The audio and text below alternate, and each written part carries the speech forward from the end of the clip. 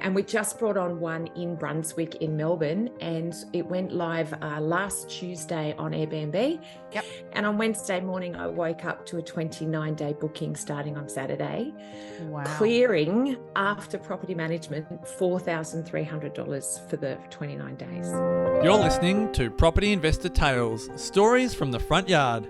Here's your host, Tabitha Bright. Hello and welcome to Property Investor Tales, stories from the front yard, where I get to speak to property investors from around Australia about their investing journey.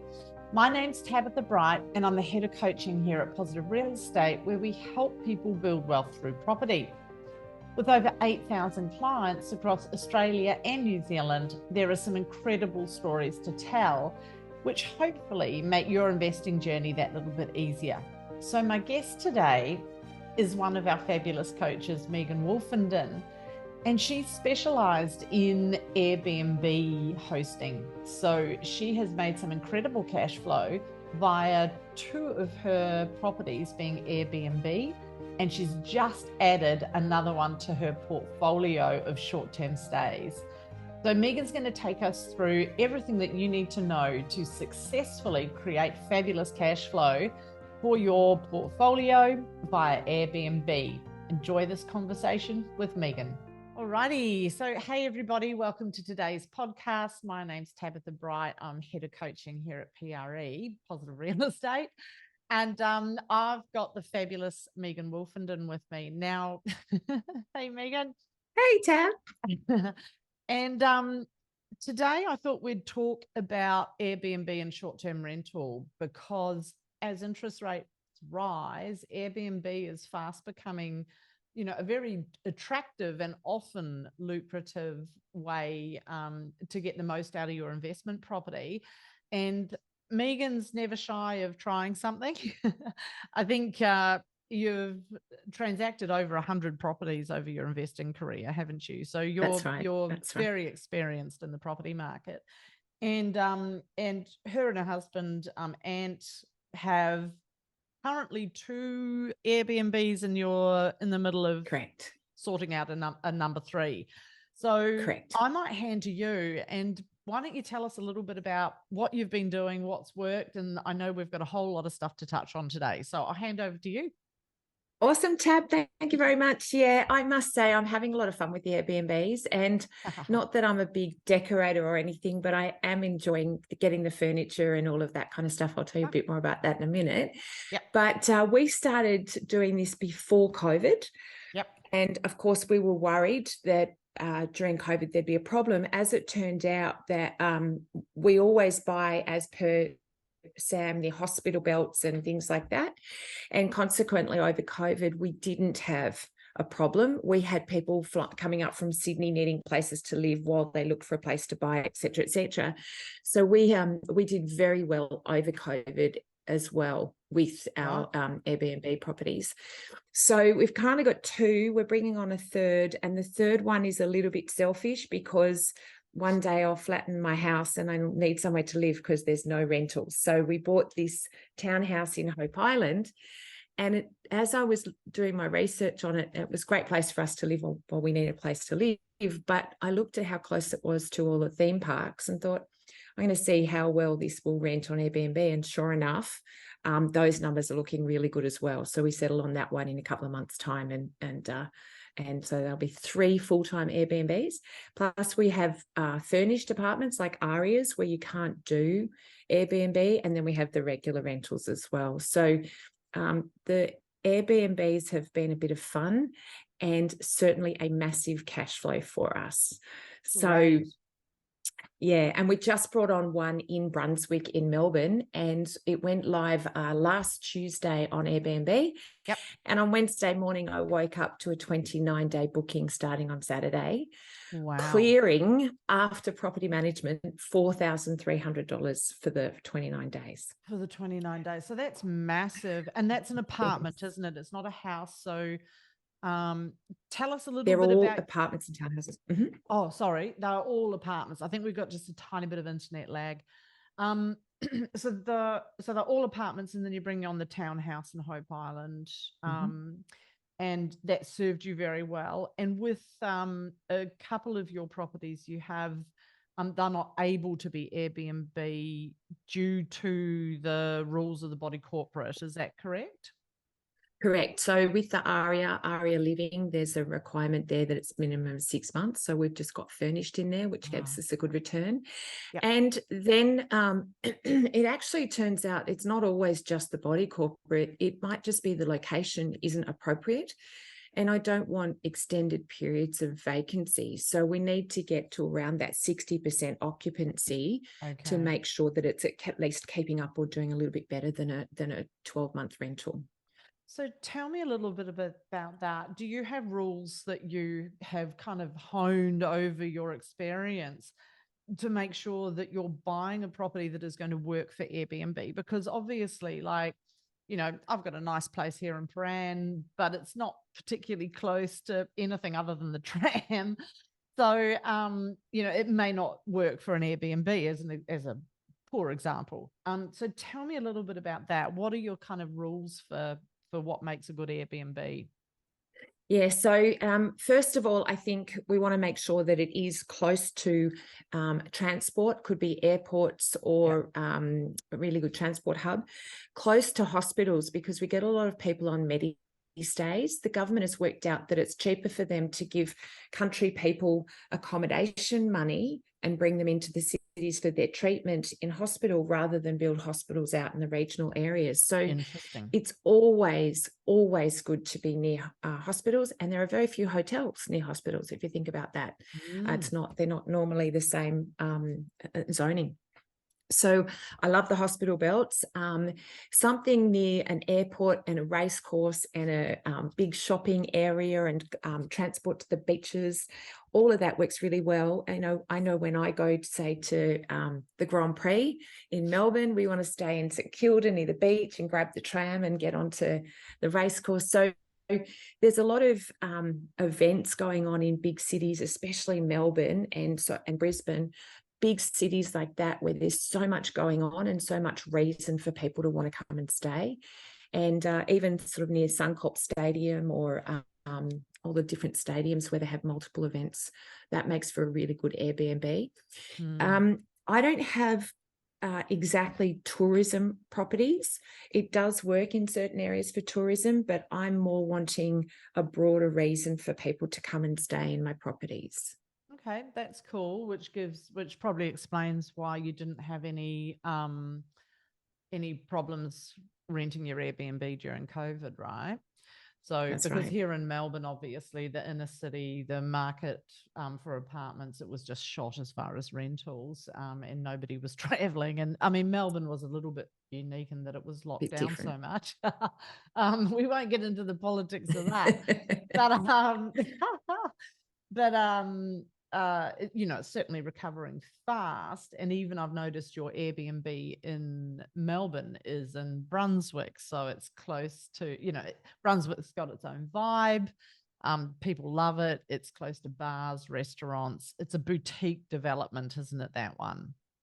That's right. And it also turns out that having parking in an area like that's really important. So we've got underground parking. And by the way, soon to have the electric car charger in there. It's not quite put in yet, but that'll be another little tick on Airbnb and short stay, believe it or not. People will search just for the electric car charger. And that's pretty unique. You can sort of up your price a bit more. Okay. Yeah. So that's cool. And tell us a little bit about the setup time and timeline and what buffers you need, because obviously you've had a fantastic result with Brunswick. You've put it on the market to rent for Airbnb, and that's 29 days like that. Yes. Congratulations. But it's not always the case. So what are your rules around that? So everything I've bought has been new. And that's because of the underlying investment that I want and what I'm really looking for in the initial investment. So the first buffer is everything was delayed. Right. So I couldn't start advertising or putting furniture in and what have you. But I've actually, the most recent one, worked with Cass and R&W Plus, and they were amazing. They've got connections with furniture companies balconies, and Wow. they've obviously got a back end provider who's helping with all the Airbnb side. So the way it works is R&W already had the association with the owners, the homeowners. So they've kept that association, and then on the back end, there's a provider doing all the Airbnb and cleaning and scheduling and payment side for the tourist side. So Cass and the team were just awesome. Marcel, they basically were there for when the furniture arrived, and that all got put in and rubbish taken away and paintings put up and TVs turned on and what have you. Massive. Internet done. Done. And they also were there for letting the cleaners in and then the photographers in. So that process, I suggest leaving 2 months for that, but it actually doesn't have to be that long if you're organized and if you're on top of it. But leaving a bit more buffer, especially when you're calculating your income, I think is really important, because it could be quite a lag before you've got the furniture done, the advertising done, the tenants started, and the cash flow coming in. Gotcha. So I reckon plan a 3-month setup. And then if you've got that covered with buffers and cash, then you're going to be fine. Okay.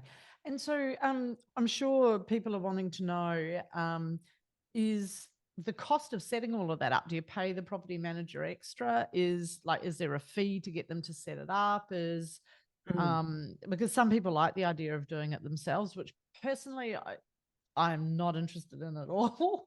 And then what is the management? Because it's obviously going to be different than managing a standard 12-month lease. So the costs are a bit higher. Right. So talk us through that. That's right.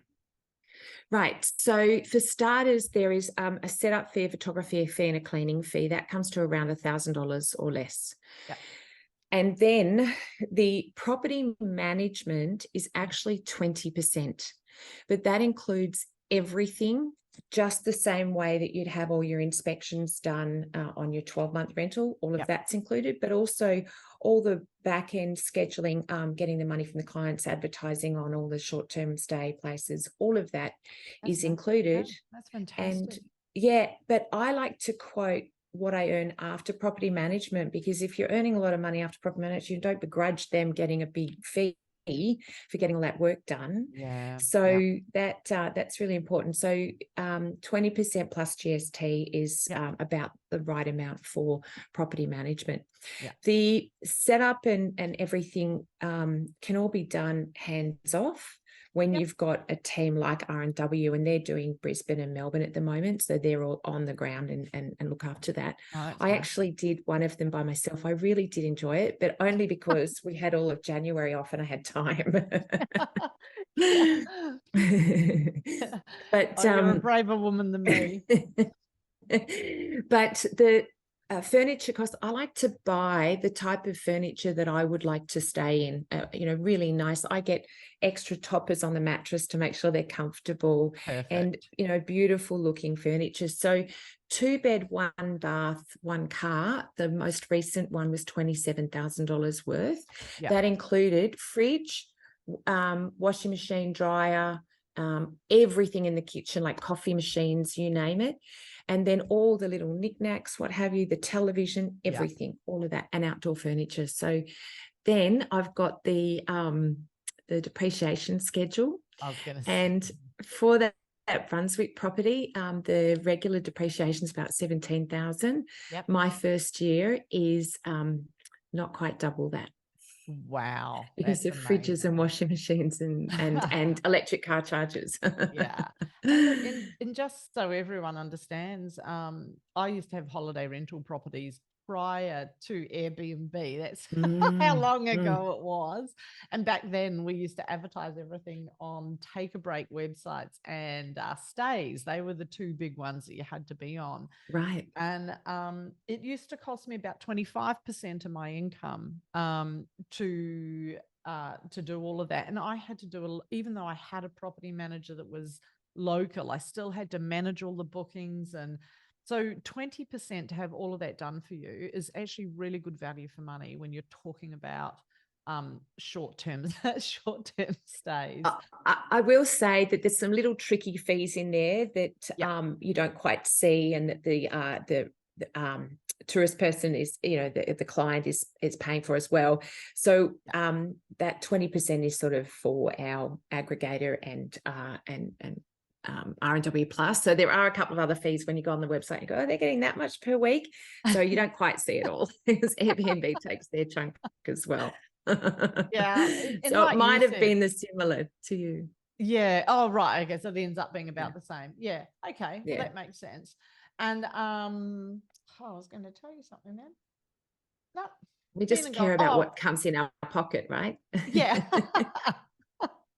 But $4,000 for 29 days is pretty good net result after everything. So that's amazing. Right. And that's the first one. So we haven't even started adjusting prices for demand or anything yet. Right. So there's all of that. And R&W, so I understand R&W make recommendations based on that, I would assume. So they work. Actually, it's more formal than that. There is a back-end system that does dynamic pricing based on everything else that's in the area that's available or going. So I don't have to say, hey, there's a big event coming at the local stadium, so can you check pricing? It's already dynamically done by the system. And that's part really of, cool. You're paying for that. That's really it's very cool. Awesome. Okay. And I will say too, having had holiday rentals, like sometimes people like the idea of getting an apartment and throwing some cheap furniture in and getting a perceived massive yield. It doesn't work like that, guys. If you want repeat people, if you want a solid tenancy without large vacancy periods, you need to kit it out beautifully. And I think, Megan, this is what you've done. So yeah. That's right. And you need those reviews. Those reviews mean everything. And cleanliness is really important. Yeah. Really nicely set up. And, I just leave batteries and, in case the remote controls die, I leave all of that kind of thing in there as well. So it's easy. Yeah. And people want things like games. And, I get best reviews because we've got Monopoly and all sorts of board games in there. And so, okay, I'll keep doing that. Interesting. Okay. Yeah. We stayed at a place recently in Airbnb. And I mean, not that this applies to you, it's just one of these silly little things, but we had goats at the property. And that was actually the highlight of our whole trip, was these bloody goats. We fed them every morning. Having something unique or really comfortable and homey where people just feel that they can walk in and they're in a beautiful space. Yeah. And they will do with a little bit of noise if it's a big city area. But basically, you do want a nice sort of quiet, private area where they can just enjoy being in that space. Makes a big difference. Yeah, I always had a rule, because we had a holiday house. I always had a rule down by the beach, and I always had a rule, no schoolies. That was the big one. Schoolies was the big one. Basically, I mean, and you guys know, I'm sure you've all Airbnb'd at one point in time. No parties, no schoolies. No smoking. No smoking. Yeah, no smoking's a big one. And as a non-smoker, I really appreciate that. Alrighty. And anything else to look out for? Any other tips for people that are considering Airbnb? Yeah, absolutely. So first of all, you've got to get short-term insurance. That's so easy through Terry Shear or whomever. It's very easy. It's a similar price or the same price, but it's just called a short-term rental. Yeah. And they have a really good policy, and it's very clear what that covers. So that's important. It's a must. Mm-hmm. Then the body corporate. I actually like to work with the body corporate, let them know what's going on. It says, in the bylaws, it might say that there's a problem with short-term rental, but I want to make sure that the body corporate's aware of it and that I'm going for executive rental, and it's just like having any tenant in there. Gotcha. And I've even had somebody want to pay a lot of money over Christmas and bring their dog. And as you know, there's been changes to rules with body corporates and stuff with animals. So I was able to fill in a 2-week form for a particular dog, and that all got approved. So so the body corporate, you just want to stay on the right side of them.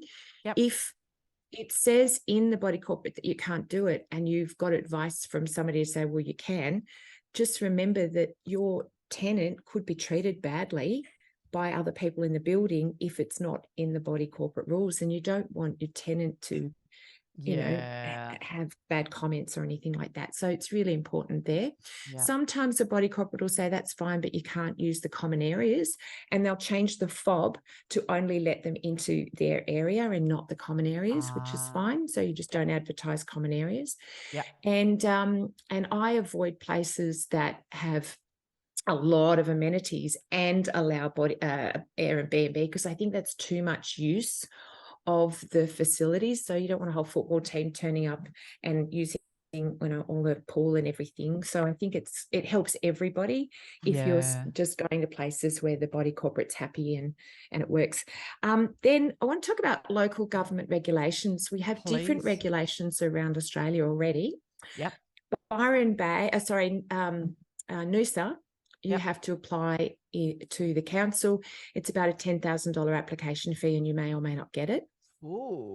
At the moment, Brisbane is just charging you a little bit more on your rates, which is no big deal.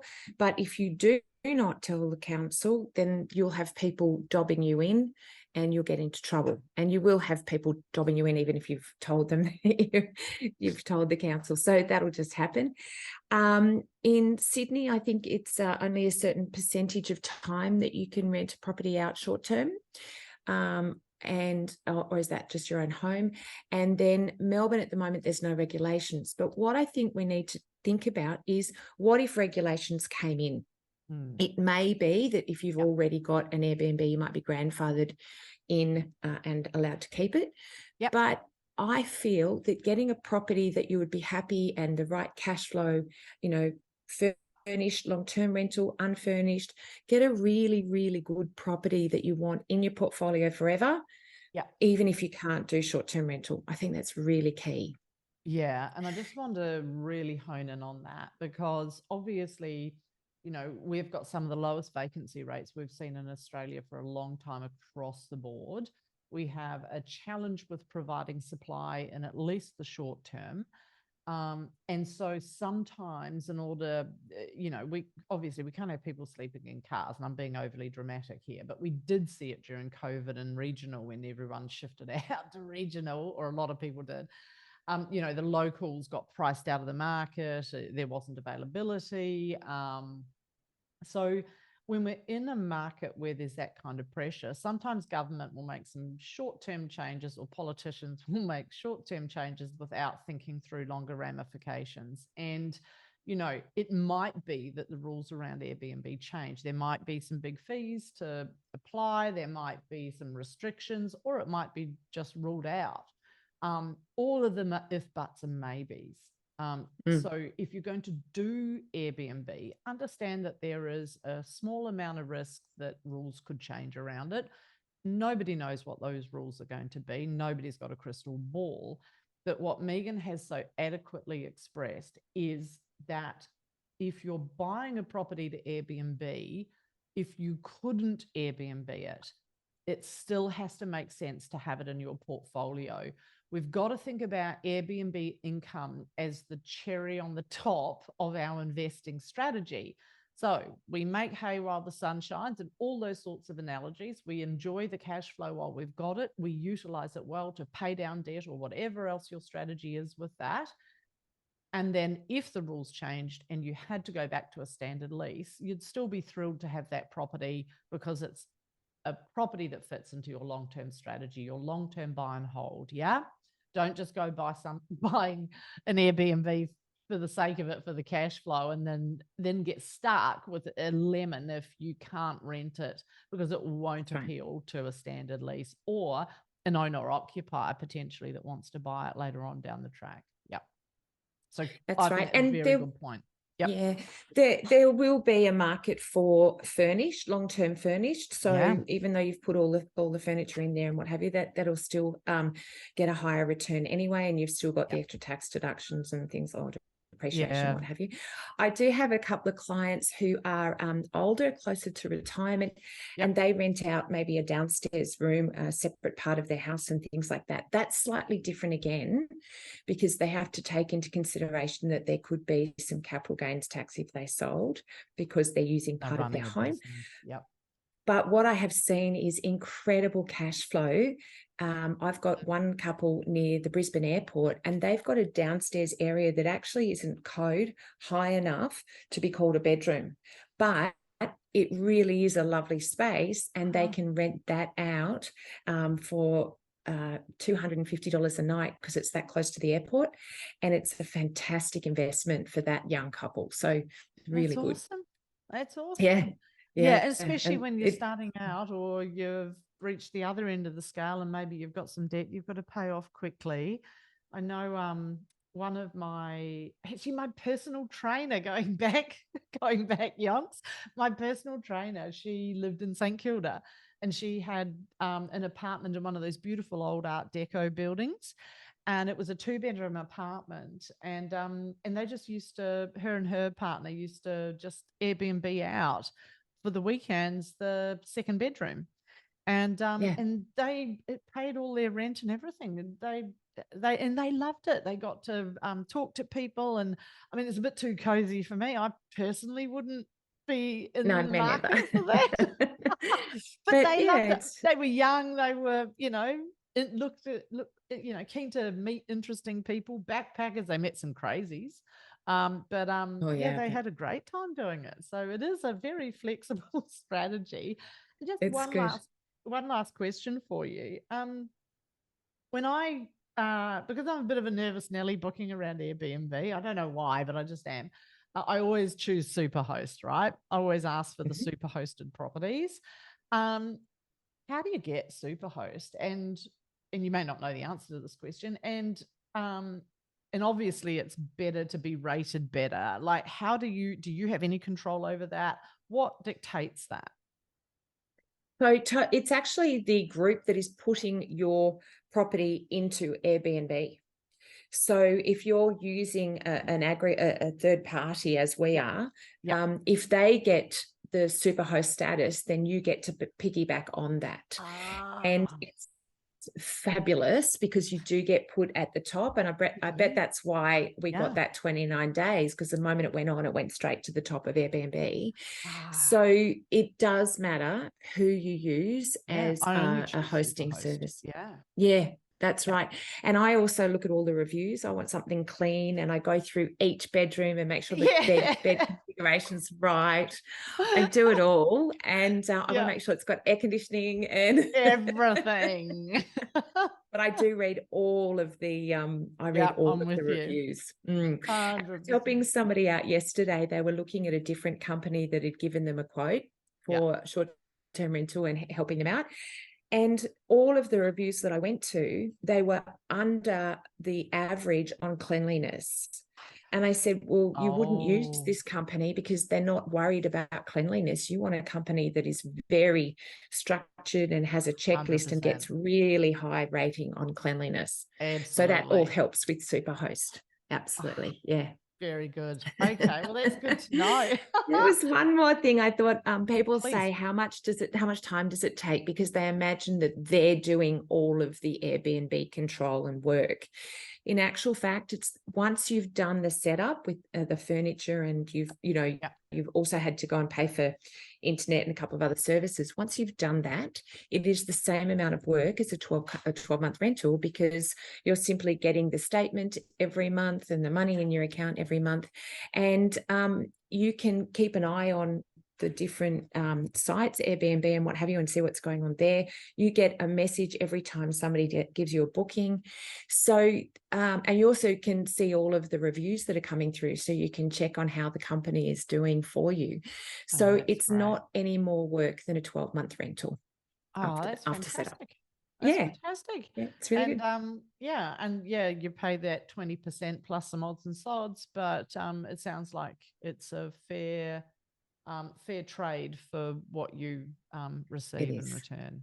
It Oh, is. that's And awesome. one more thing I thought of, I didn't mention Gold Coast. Yes. It's actually between a $7,000 and a $9,000 fee to request to get approval for Airbnb in the Gold Coast.